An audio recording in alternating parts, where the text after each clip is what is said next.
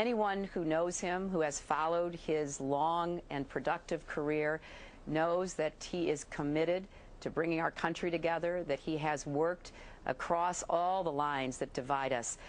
I think that what he is doing for me is obviously out of a sense of deep commitment to me personally, but also based on his experience as president as to who he thinks would best lead our country. And I know that in my own support of him going back some years, I sometimes got a little bit carried away. I confess to that. But he is going to continue to be with me and support me and speak out for me, and I'm very grateful for that. And my husband and I have spent our entire adult lives, even really before we were adults, looking for ways to heal divides, bring people together, repair the breach, as the scripture says. I have spent my time trying to give voice to the voiceless and empower the disempowered, and that's what I'm going to continue to do in this campaign in my public service.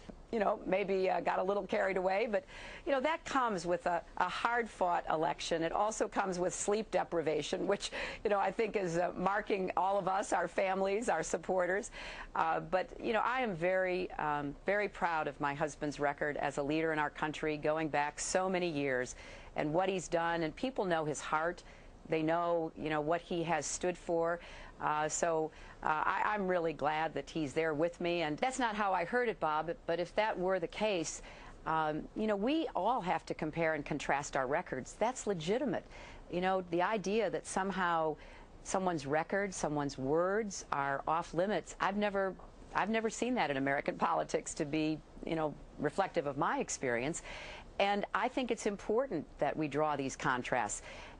You'll have to look at exactly what was said, but that's up to the commentators. What I'm focused on is, now we're moving forward. We have these 22 states ahead of us. I've always said that that's where we would be at the end of these early states. I'm very proud and humbled to be in this position, competing for our party's nomination.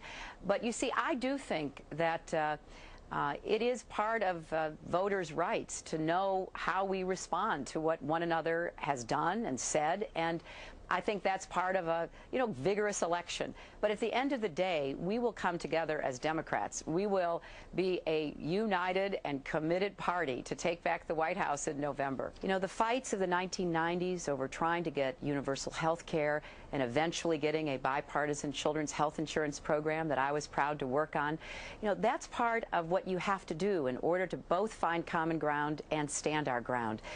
I want more than anyone to bring our country together and to unify us. But to me, it is about working on meeting the big challenges that we face. When I look at universal health care, that's a core value for me.